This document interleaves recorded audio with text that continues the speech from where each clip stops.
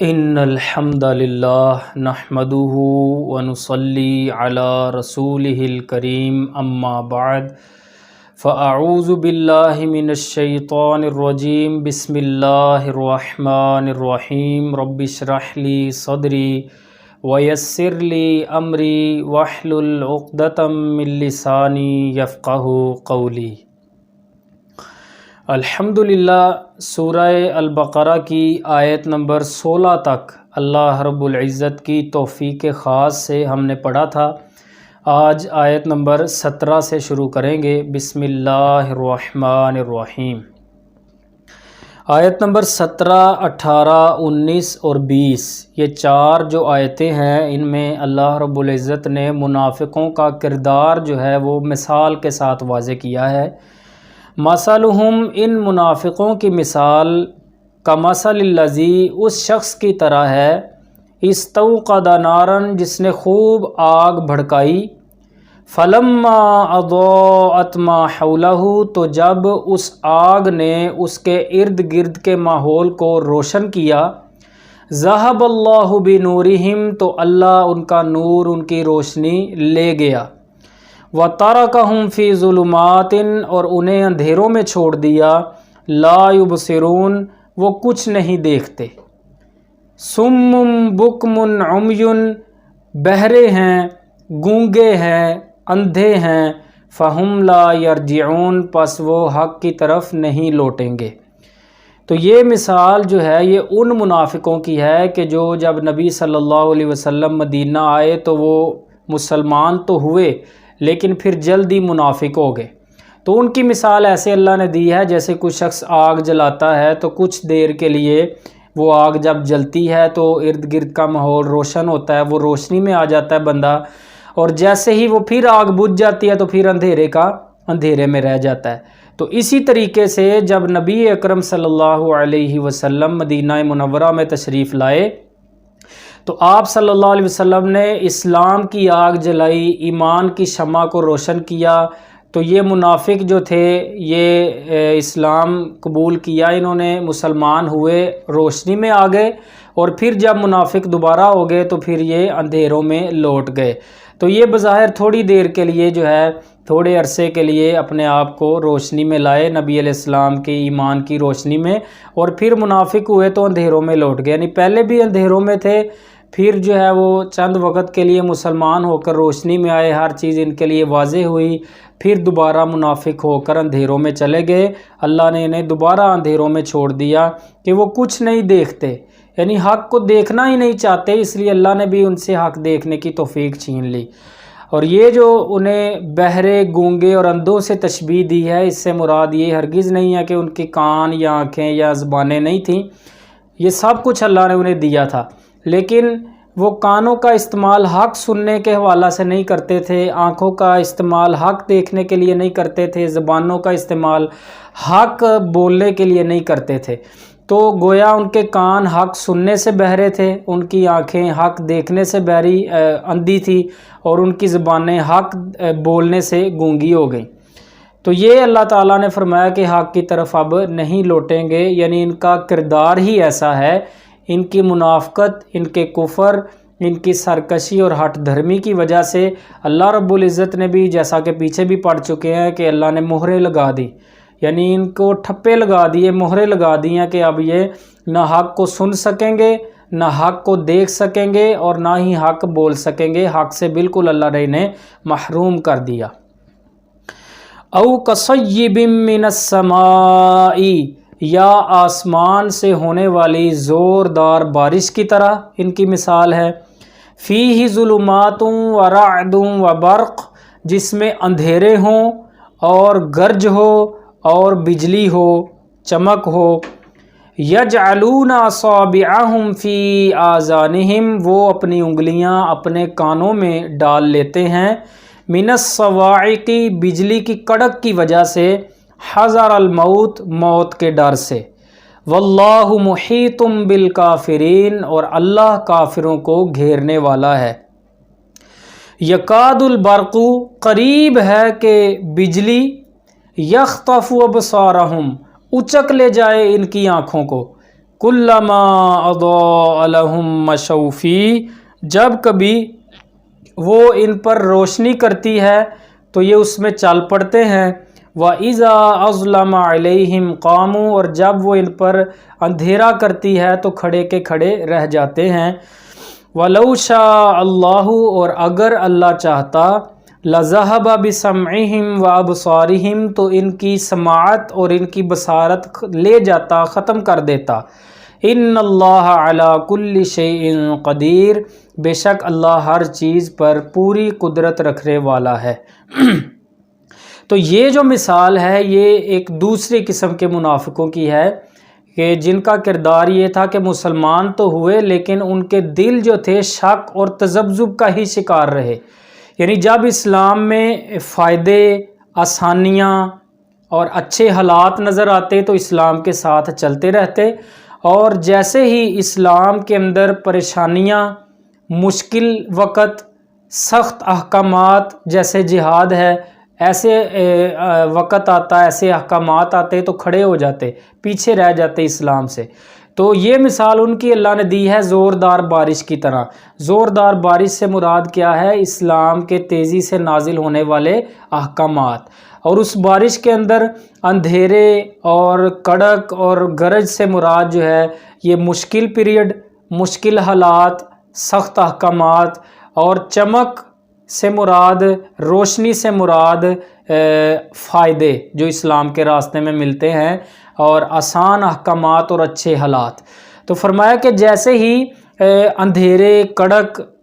گرج وغیرہ ہوتی ہے بارش میں، تو یہ یعنی وہ مشکل حالات آتے ہیں اسلام کے راستے میں، تو یہ موت ان کو نظر آتی ہے، اپنی انگلیاں کانوں میں ٹھوس لیتے ہیں، یعنی اسلام سے پیچھے ہو جاتے ہیں۔ اور جیسے ہی جو ہے وہ چمک نظر آتی ہے، اسلام میں فائدے نظر آتے ہیں، تو یہ اسلام کے ساتھ چل پڑتے ہیں۔ جب روشنی ان پر وہ کرتی ہے تو چل پڑتے ہیں، جب اندھیرا کرتی ہے تو کھڑے رہ جاتے ہیں۔ مطلب وہی ہے کہ جب یعنی ان پر روشنی ہوتی ہے، اچھے احکامات،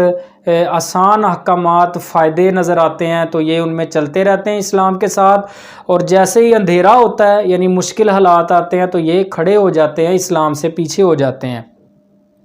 اور فرمایا کہ اگر اللہ چاہتا تو ان کی بھی سماعت اور بصارت ختم کر دیتا، یعنی جیسے وہ پہلی قسم کے منافق جن کی اللہ تعالیٰ نے بالکل ہی سماعت اور بصارت ختم کر دی، حق کے حوالے سے بالکل انہیں محروم کر دیا حق سننے اور دیکھنے سے، اس طرح اگر اللہ چاہتا تو ان منافقوں کی بھی اللہ تعالیٰ سماعت اور بصارت ختم کر دیتا، لیکن اللہ کا یہ قانون نہیں ہے۔ اللہ کا قانون یہ ہے نولی ما تولا، جدھر کوئی پھرنا چاہتا ہے ہم ادھر پھیر دیتے ہیں۔ جس قدر کوئی حق کو دیکھنا اور سمجھنا اور سیکھنا اور سننا چاہتا ہے اس قدر ہم اسے توفیق دے دیتے ہیں، چونکہ یہ تھوڑا بہت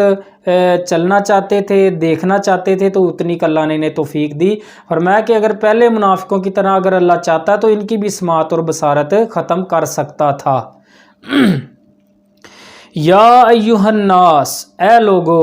اعبدوا ربکم، اپنے اس رب کی عبادت کرو، بندگی کرو، الذی خلقکم، جس نے تمہیں پیدا کیا، والذین من قبلکم، اور ان لوگوں کو جو تم سے پہلے گزرے ہیں، لعلکم تتقون، تاکہ تم بچ جاؤ۔ یعنی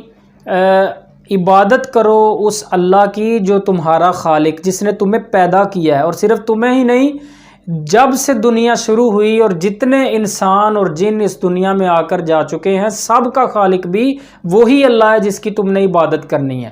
تو یہ جو ہے وہ اپنے رب کی عبادت کرنی ہے، اور انسانوں اور جنوں کا مقصد جو ہے وہ عبادت ہے زندگی کا۔ فرمایا لعلکم تتقون، تاکہ تم بچ جاؤ۔ کیا مطلب ہے؟ یعنی اگر تم یہ مقصد پورا کرو گے جو اللہ نے انسانوں اور جنوں کو پیدا کرنے کا مقصد بتایا ہے، وَمَا خَلَقْتُ الْجِنَّ وَالْإِنسَ إِلَّا لِيَعْبُدُونَ، کہ میں نے انسانوں اور جنوں کو صرف اس لیے پیدا کیا ہے کہ وہ میری عبادت کریں، میری بندگی کریں۔ اور عبادت و بندگی سے مراد میں مختصراً الفاظ میں بتا چکا ہوں کہ کیا ہے، صرف نماز روزہ نہیں، بلکہ ہر وہ کام کرنا جس کے کرنے کا اللہ نے حکم دیا ہے، اور ہر اس کام سے دور رہنا، بچنا جس سے دور رہنے اور بچنے کا اللہ تعالیٰ نے حکم دیا ہے۔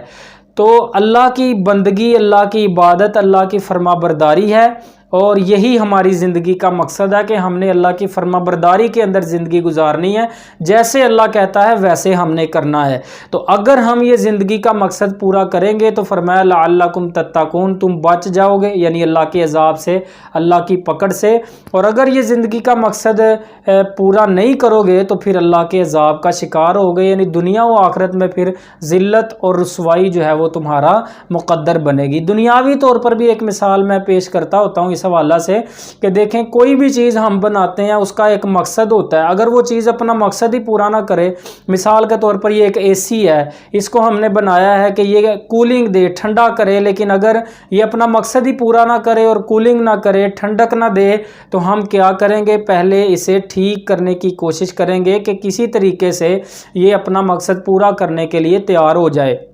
لیکن جب پوری کوشش کے باوجود یہ اپنا مقصد پورا ہی نہیں کرے گا تو پھر آخر کار ہم اسے کباڑ میں پھینک دیں گے۔ اسی طرح پنکھا ہے، اس کا مقصد ہوا دینا ہے، اگر ہم یہ ہوا ہی نہ دے، مقصد ہی پورا نہ کرے، ہم اسے ٹھیک کرنے کی کوشش کریں گے اور پوری کوشش کے باوجود بھی اگر ٹھیک نہ ہوگا تو کباڑ میں پھینکیں گے۔ اسی طرح انسانوں اور جنوں کو پیدا کرنے کا مقصد اللہ کا جو ہے وہ عبادت ہے، بندگی ہے کہ انسان اور جن میری بندگی اور میری عبادت کریں۔ اگر یہ انسان اور جن اللہ کا مقصد پورا نہیں کریں گے تو پھر کیا ہوگا کہ اللہ کباڑ میں یعنی دوزخ میں انہیں پھینکے گا اور دنیا و آخرت میں ذلت و رسوائی ہوگی۔ لیکن اگر یہ اپنا مقصد پورا کرتے رہیں گے، جو مقصد اللہ نے ان کی تخلیق کا بتایا ہے، تو پھر یہ اللہ کی رحمتوں میں ہوں گے، اللہ تبارک و تعالیٰ کی پکڑ سے، اللہ کے عذاب سے، دنیا و آخرت کی ذلت و رسوائی سے بچ جائیں گے۔ الذی جعل لکم الارض فراشا، وہ ذات جس نے تمہارے لیے زمین کو فرش بنایا، یعنی اب تھوڑا سا اللہ اپنا تعارف بھی کروا رہے ہیں کہ تم نے اس اللہ کی عبادت کرنی ہے کہ جس نے تمہیں پیدا کیا اور تم سے پہلے لوگوں کو پیدا کیا، اور صرف تمہیں اور پہلے لوگوں کو ہی نہیں بلکہ جس زمین پر تم بستے ہو، مکانات تعمیر کرتے ہو، کاروبار کرتے ہو، تجارتیں کرتے ہو، آرام کرتے ہو، سوتے ہو، تو یہ جو زمین ہے، یہ جو فرش اللہ نے زمین کا بچھایا ہے، یہ بھی اللہ ہی نے تمہارے لیے بچھایا ہے جس کی تم نے بندگی اور عبادت کرنی ہے۔ والسماء بناء، اور آسمان کو چھت، یعنی وہ اللہ ہی ہے جس کی تم نے بندگی اور عبادت کرنی ہے، اسی نے یہ آسمان کی چھت بنائی ہے۔ اور کیسی اللہ کی عظمت اور شان ہے کہ ایک دیکھیں ذرا، ہم نے ایک 2-2.5 مرلے کا گھر بنانا ہو تو پہلے چھت کھڑی کرنے کے لیے 4 دیواریں کرنی پڑتی ہیں، اور اگر تھوڑا سا بڑا ہو تو ہمیں جو ہے وہ درمیان میں ستونوں کا سہارا بھی دینا پڑتا ہے۔ لیکن کیسی کمال ذات ہے وہ کہ جس نے بغیر دیواروں کے، بغیر کسی سہارے کے اتنا بڑا آسمان جو ہے وہ کھڑا کر دیا۔ تو فرمایا اس اللہ کی تم نے عبادت کرنی جو اتنی عظمت و شان والا ہے، جس نے یہ اتنی زمین تمہارے لیے جو ہے وہ فرش بنا دیا اور اس کے اوپر یہ آسمان کی چھت اللہ تعالیٰ نے بغیر سہاروں کے کھڑی کر دی۔ وَأَنزَلَ مِنَ السَّمَاءِ مَاءً، اور اسی نے آسمان سے پانی نازل کیا، یعنی اسی آسمان سے اللہ نے بارش کی صورت میں۔ اور پھر یہ بھی دیکھیں کہ پانی اگر ویسے ہی نازل کرتا اللہ ٹوٹی کی شکل میں یا پرنالے کی شکل میں تو کتنا نقصان ہوتا، یعنی عمارتیں جو ہے وہ ڈیمیج ہوتی اور انسانوں کی ہلاکت کا سبب بنتا یہ کثرت سے نازل ہونے والا پانی۔ لیکن یہ بھی اللہ کی کمال قدرت اور کمال حکمت ہے کہ اللہ نے کیسی جالیاں فٹ کی ہیں آسمانوں کے اندر، بادلوں کے اندر، کہ بوندیں بن بن کر پانی برستا ہے اور آسانی سے جو ہے وہ زمین معطر ہوتی ہے اور انسان اس سے فائدہ اٹھاتے ہیں۔ تو فرمایا کہ وہی ہے جس نے آسمان سے اس طرح بوندیں بنا کر بارش کی شکل میں پانی نازل کیا۔ فَأَخْرَجَ بِهِ مِنَ الثَّمَرَاتِ رِزْقًا لَكُمْ، پھر اس نے اس پانی کے ذریعے سے تمہارے لیے پھلوں کا رزق نکالا، یعنی وہ پانی برسایا زمین پر اور پھر زمین سے سبحان اللہ کیسے کیسے پھل اللہ تعالیٰ نے نکالے، مختلف ذائقے، مختلف شکلیں، ایک ہی زمین ہے، ایک ہی پانی ہے، لیکن دیکھیں کہ اس ایک ہی زمین سے ایک ہی پانی برسا کر اللہ رب العزت نے طرح طرح کے پھل اور طرح طرح کے اس میں ذائقے ڈال دیے، طرح طرح کی سبزیاں ہیں، طرح طرح کے اناج ہیں، رنگ مختلف ہیں، ذائقے مختلف ہیں۔ تو اللہ کی ذات ہی ہے جس نے یہ ہمارے لیے زمین سے ہریالیاں اور پھل نکالے اور سبزیاں نکالنی تاکہ ہم اپنی زندگی جو ہے وہ گزار سکیں۔ ہماری زندگی کا انحصار اسی کے اوپر ہے۔ فلا تجعلوا للہ اندادا، لہٰذا تم اللہ کے شریک مقرر نہ کرو، اللہ کے برابر نہ اس کی مخلوق میں سے کسی کو کرو، وَأَنْتُمْ تَعْلَمُونَ، اور تم جانتے بھی ہو، یعنی تمہیں پتہ بھی ہے کہ ہر چیز کا خالق و مالک، ہمیں پیدا کرنے والا، یہ زمین آسمان پہاڑ دریا سمندر چرند پرند جانور، ہر چیز کا خالق و مالک اللہ ہے، تو پھر اسی اللہ کی خالصتاً عبادت کرو، اس کے ساتھ کسی کو شریک نہ کرو، اس کی عبادت میں کسی کو شریک نہ کرو، خالصتاً اسی کو اپنا خالق مالک اور رازق مانو، اور اسی کی جو ہے وہ بندگی کرو، یعنی پوری زندگی اس کی فرما برداری کے اندر گزارو۔